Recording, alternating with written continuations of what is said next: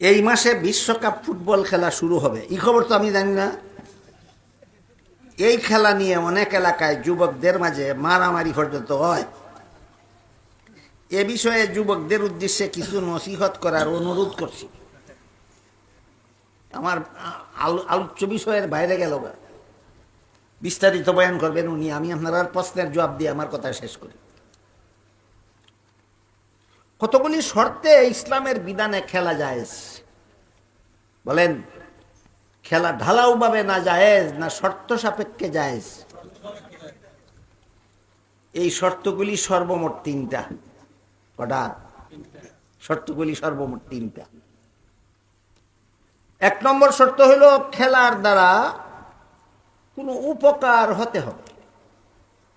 শরীর চর্চা হয়, ব্যায়াম হয়, স্বাস্থ্য ভালো হয়, এমন খেলা যদি হয়, শরীর চর্চা হয়, ব্যায়াম হয়,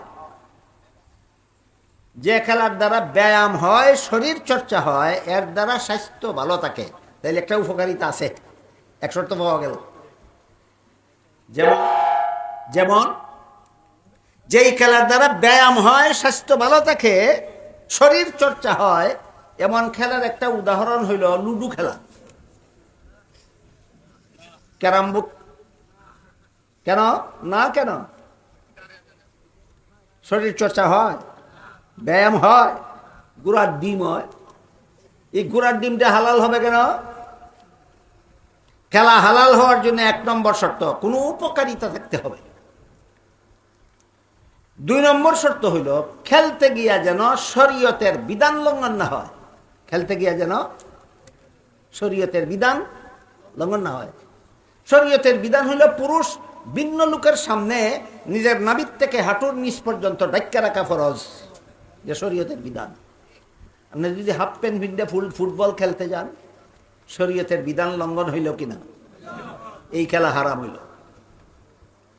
ফুটবল খেলতে গেছিলেন বেলা 3টার সময়, সূর্য ডুবে গেল, খেলতে খেলতে আসরের নামাজ কাজা হইয়া গেল, খেলতে গিয়া শরীয়তের বিধান লঙ্ঘন হইল কিনা? ওই খেলা হারাম হইল। 2 নম্বর শর্ত হইল শরীয়তের বিধান যেন লঙ্ঘন না হয়। 3 নম্বর শর্ত হইল দুনিয়ার কোনো ক্ষতি যেন না হয়।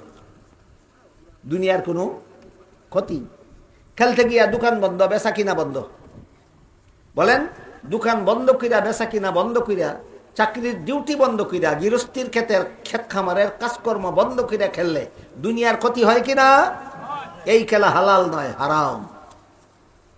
সুতরাং 3 শর্তের কোন শর্ত যেখানে লঙ্ঘন হবে সেখানেই খেলা হারাম, আর যেখানেই